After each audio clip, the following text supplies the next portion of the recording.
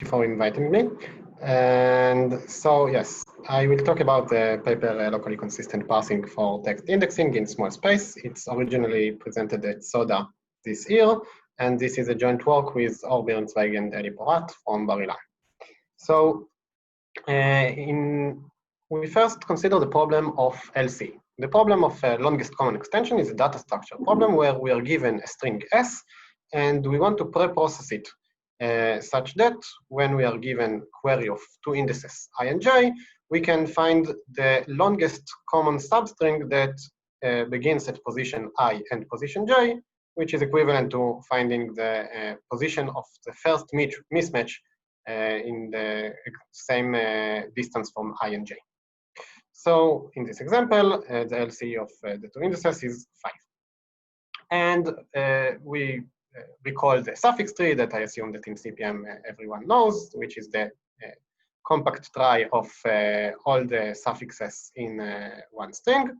And the relation between the problem is known from the 80s that using the suffix tree with LCA queries, which is longest common sector, one can solve the LCE problem with linear preprocessing time and, of course, space usage and constant query time, which is, of course, optimal.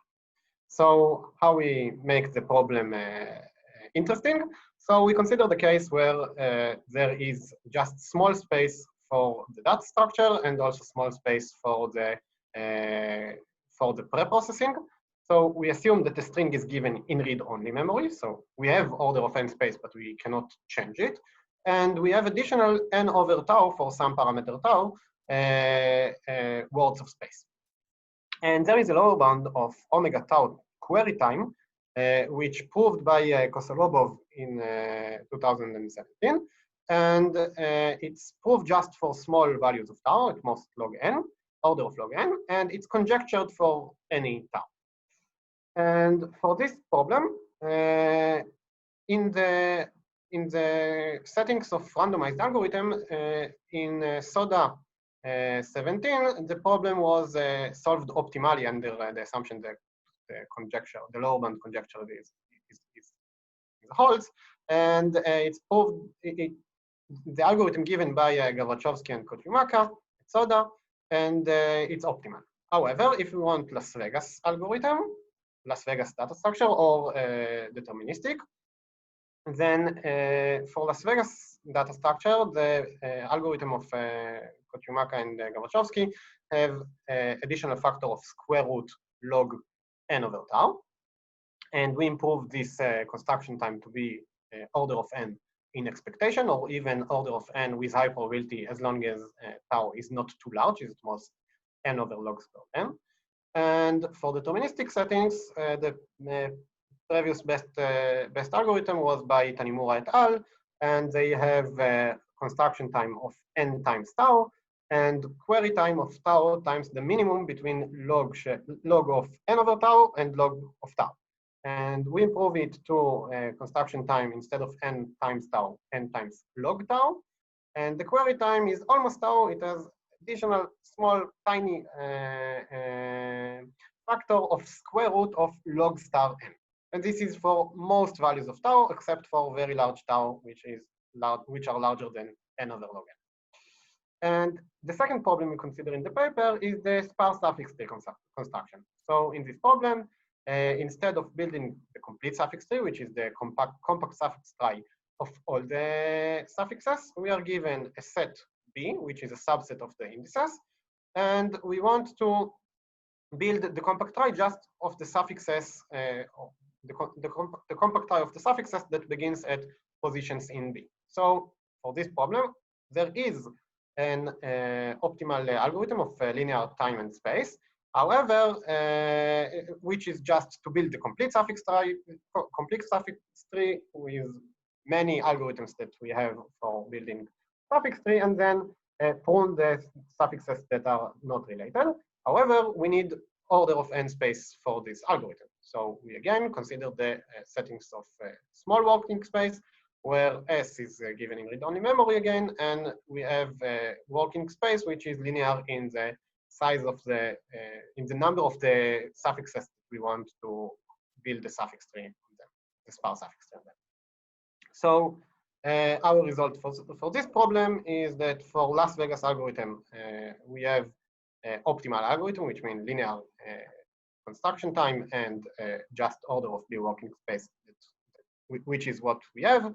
It works for almost all size of sets, which all the sets with at least log squared n, order omega of log squared n suffixes, and also deterministic algorithm, which has additional factor of log n over b in the construction. So now I want to focus on the LCE data structure and starting with the Las Vegas version. So our goal is order of tau query time, order of n construction time, at least in expectation, and order of n over tau space, which is what we have, at least in expectation. So the first observation we could do is that not all the queries are hard. To be more specific, if we use the naive algorithm to compute the LCE of two indices, I and j, let's say we didn't do any pre-process, and now someone asks us, what is the LCE of I and j? We can just start searching for it. We compare the first pair of indices of characters, and if they are the same, we go to the next pair and to the next pair, and then we find a mismatch. So the running time of this naive query algorithm is just order of the LCE itself. So for small LCE, for two indices which their LCE is small, we don't need to do anything. More specific, if the LCE is order of tau, we don't need to do anything, just solve it naively. So the problem is just now with two indices, with pairs of indices I and j, which their LCE is very large, is omega of tau. So in order to solve the problem, we define the definition of tau partitioning set for the parameter tau. The actual definition is a little bit more complicated, but the details are in the paper.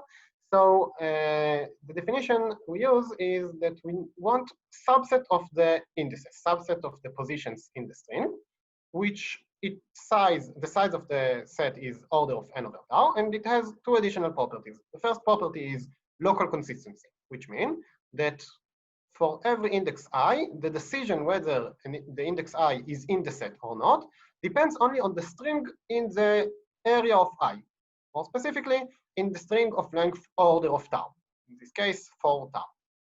And the second property is compactness, which means that if we consider the range between any two consecutive positions, pi and pi plus 1, then the length of this block is at most tau. However, there is a problem with this definition. Oh, the definition is fine, but not always we can find such a set. Not always there is such a set mathematically. Why is it? So for example, in the simple example where the string composed of repetitions of the same character, let's say A, then due to the local consistency property, almost all the positions, I mean all the positions except for maybe boundaries of length tau, has exactly the same string around them. Therefore, we must, due to the local consistency property, either take all these positions or take none of them. But if we take all of them, then we contradict the goal that the size of the set will be order of n over tau. And if we take none of them, then we have one large block which contradicts the definition of compactness. Therefore, we allow large blocks, but just if they have the other property that their period, as we can see here in the extreme case, is small at most tau. But in this talk, I will just ignore this case. It should be treated in different techniques that appeared in the paper. And let's assume that all the parts, all the substring of the text are not large blocks with a small period, and therefore we can ignore this case. And now how we can use such a partitioning set, and later on I will talk how we find such partitioning set. So let's assume we have such partitioning set. What we will do is to consider the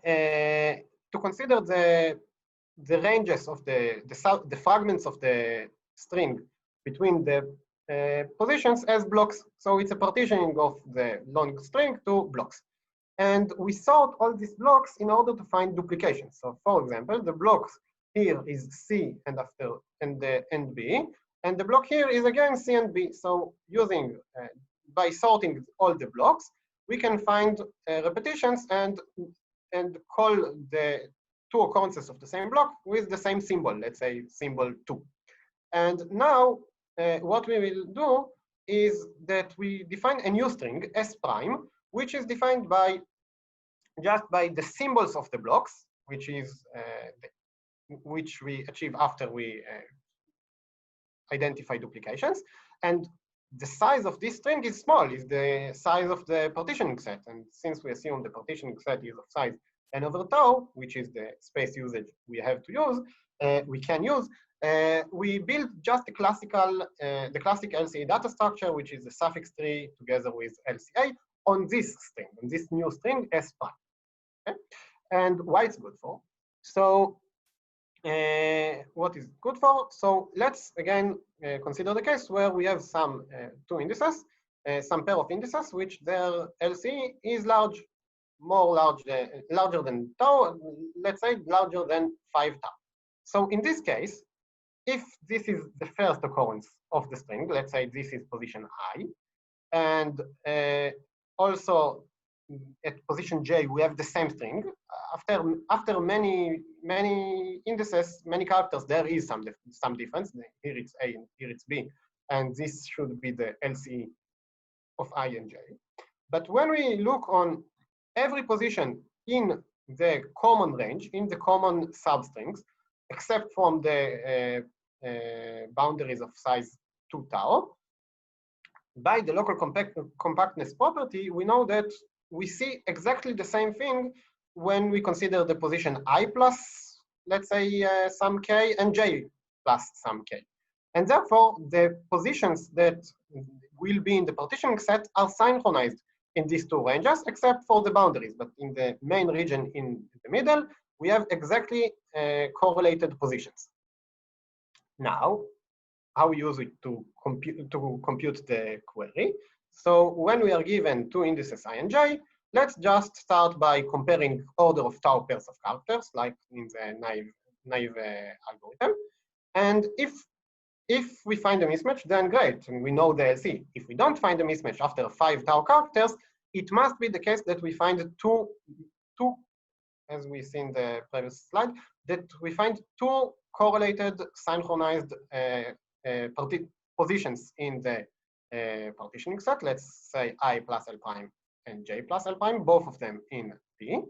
And now just instead of continue comparing pairs of characters that might be too much such pairs, we use the LCE data structure on the blocks on S prime and compute the LCE of the blocks. This brings us to the end of the common range, which is also the end of the common range in the original string, except for maybe additional order of tau characters after the ends of the correlated blocks. Therefore, we compare order of tau characters from the end of the equals block, and we are guaranteed that we will find a mismatch. And since the LCE here, which maybe takes us which maybe jump over many indices, takes just constant time, then the total query time is order of tau. That's what we want. So now I want to talk how we find the partitioning set, and I start with the randomized settings. So we want a randomized Las Vegas algorithm that find partitioning sets of size and order of n over tau in order of n time. And now I just describe how to do it in expected set size. And if we want it to be with high probability or to move the expectation to the running time, then it's additional details that we will not talk about. So the fingerprint, so we use two tools. So the first tool is the fingerprint. The fingerprint is a function from strings. We focus on strings of length tau, exactly tau, to some polynomial word of numbers.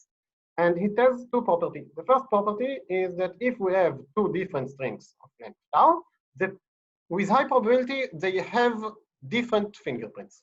And the second property is that if we have the fingerprint of some substring of the text, of our string, and we want to shift the substring in one position, start one position to the right and end the right position to the right, we can compute such shift in constant time. Okay, and there are such fingerprints like the web-in-cart fingerprint. The second tool that we use is the definition of a meanwise function or approximate meanwise function. So a meanwise function is a function from the range 1 to n, and it maps every number here to some polynomial word. And it has the property that if we take some set of numbers and another number that it's not in, that this number is not in the set, then the probability that the hash value of this number will be smaller than all the numbers, all the hash values of the numbers in the set is at most 1 over the size of the set. And the approximate meanwise fingerprint is exactly the same, except that we don't require exactly 1 over the size of the set. We require that the probability will be at most 1 plus epsilon times 1 over the size of the set. And we will use just epsilon equals 1. We don't really need a very good epsilon. And for epsilon equals 1, which means that the probability here is at most 2 over the size of the set, there we can evaluate such functions in constant time. So if we combine the two functions together, we have meanwise fingerprint, which are fingerprints from strings to a polynomial word of numbers, such that the probability of a given string to be with a smaller value than all the other string in some set is order, for our usage is order of 1 over the size of the set. And now I will describe how we define our partitioning set. The actual way to compute it is by some sophisticated timing of everything, but let's look just on the mathematical definition. So first of all, we compute the fingerprint of any substring of the text of length tau. This is done by the rolling property, the second property of fingerprints that could be done after we compute the first fingerprint. For every other fingerprint, we spend just constant time, and in total, it takes order of n time. Then we go with a sliding window over these numbers, over the meanwise fingerprints that we already computed. And for every shift of the sliding window, we choose the minimum value in the window to be in the set. So for example, 3 here is the minimum for all the first 4 shifts, and therefore 3 is in the partitioning set. Now 5 is the minimum in this offset, and we take 5 to the partitioning set, and now we take 4, and so on and so forth. And of course, it's possible that, and it's good for us, that one position will be chosen from several offsets of the window. And notice that the two properties, the local consistency and compactness, are easy to achieve in this way. Why is it? Because the fingerprint of each number here is a fingerprint of string of length tau, and we choose it if it's the minimum compared to other fingerprints which are also of length tau, and their distance is at most tau because the length of the sliding window is tau. Then the dependency of this value, whether it's a minimum in some window or not, it depends only on order of tau characters in distance at most order of tau from A. The other property, the second property, the compactness, it's also holds because, of course, we cannot have a block of length more than tau, or even of length tau, that the distance that we don't choose any position in the block. Why is it? Because we consider all the shift of the sliding window. So for every block of length tau, there is the shift that contains exactly this block, and we must take. We will take at least one position in this window, and therefore the distance between consecutive positions in the partitioning set is at most tau. Now what we should do is to bound the expected size of the partitioning set. So we define an indicator AI for every index I, which is the event that we take position I into the partitioning set, and by union bound, it's easy to see that the expected size of the partitioning set is summation from I equals 1 to n to over summation over I from 1 to n of the expectation of the indicator value. And now, if we want to focus some specific AI, the probability that we take this position I, we can let Fi be the notation for the fingerprint that we compute for position I. So if we take position I, then it must be that Fi is the minimum in at least one of the offset of the window. So it could be this offset or this offset. There are tau offsets. And let's consider two cases. Either the offset, or at least one of the offsets, where Fi was the minimum, is in the first half of tau over 2 possible offsets of the window. In this case, it must be the case that Fi is the minimum among these tau over 2 values of F. So Fi is the minimum of Fi minus 2 over 2 until Fi. And in the complementary case, Fi is the minimum in other set of size tau over 2. And therefore, the probability for each one of this event is order of 1 over tau, since we use meanwise, approximate meanwise fingerprint. And by union bound, the probability that we take position I is at most order of 1 over tau, which combining with the definition of P, we achieve that the expected size of the partitioning set is n over tau. Now I want to talk a little bit about the deterministic construction.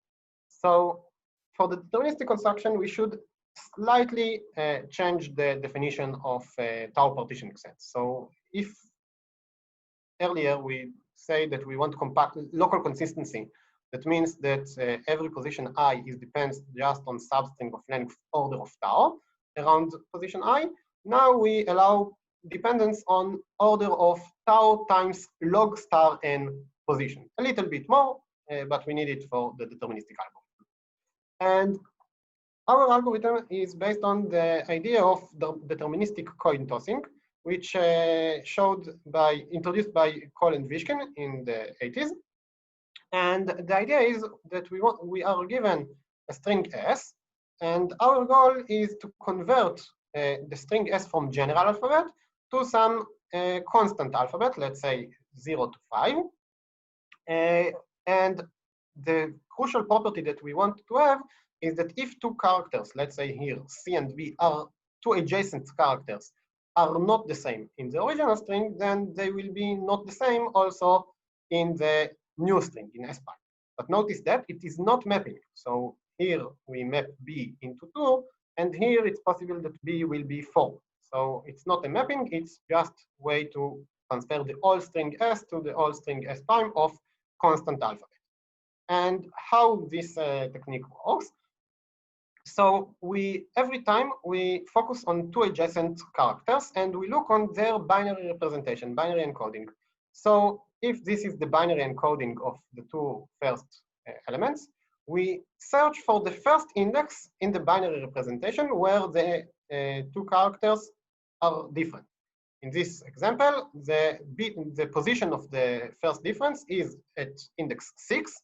So psi, we define psi to be the index of the first mismatch, is 6. And the value of the bit in the 6th index of the first symbol is 1. Therefore, we encode a new symbol for this position, which is the concatenation of 6 in binary, which is 1, 1, 0, and 1, and we achieve 1, 1, 0, 1. And we go to the next pair, and now we compare these two elements, and the index of the first mismatch now is 3. So we encode it with 1, 1 in binary, and the bit of the left element now in position 3 is 0. Then we write 1, 1, 0.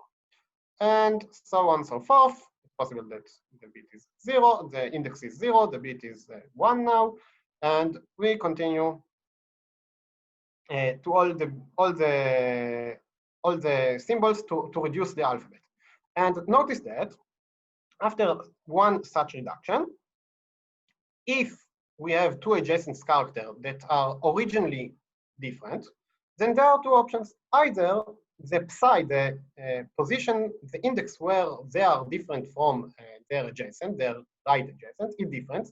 And therefore, of course, the new symbol, which is concatenation of the psi's, will be different. Or if they have exactly the same psi. For example, in this slide, in the these two elements. So the psi in both of them was 1, 0, which is 2, and was the index where they are different from their adjacent. However, by the definition of psi I, we know that at position psi I, the bit in the first element is different than the bit in the second element. Therefore, after we concatenate to psi the bit, we know that even if the next element will have the same psi, it must have different bit. And therefore, the reduction have the property that if the original two adjacent characters are different, then also after the reduction, they are different. But this is not the end. We should repeat it again and again until we have constant alphabet, just level by level. And how many levels we need. So if we start with labels of length x, which mean symbols from a word of size 2 to the x, then after each iteration, we have labels of length log x, which is the encoding of psi at most, and plus 1 bit for b. Therefore, after order of log star n iterations, we will reduce any polynomial size, or even larger, but of course, polynomial size alphabet to values from 0 to 5. And now the dependence at each level is in additional position to the right, and in total, it's log star n positions to the right. So after we compute the alphabet reduction, we get this number, and we take all the local minimas in the numbers that we have. So in this example, these are the local minimas. And the blocks that we achieve between these local minimas have length of at least 2. There are no two positions that are adjacent in both local minima. And at most 11. The worst case is if we have increasing series and then decreasing series. And now we consider each block as a new super character from larger alphabet. Now the alphabet is not sigma, it's sigma to the n at most. It's concatenation of several elements, and we repeat level after level, and each level, after log tau levels, we finished with blocks of length tau. The actual details are a little bit, contains more details, and there are periodic, but this is the main idea. And since each block at the end will be of size order of tau, the dependence will be on tau times log star n characters, order of. The time complexity of the algorithm is n times log tau, because we have log tau levels of this reduction, and the log star is increased, reduced, sorry, it's converged among all the iterations. And the space is n over tau plus log tau, which is n over tau for values of tau which are not too large. And if I want to summarize all the paper, we introduced the notion of partitioning set.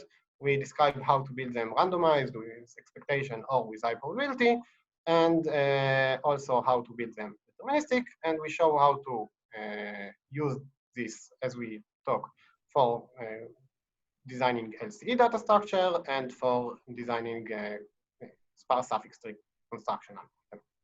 And that's it.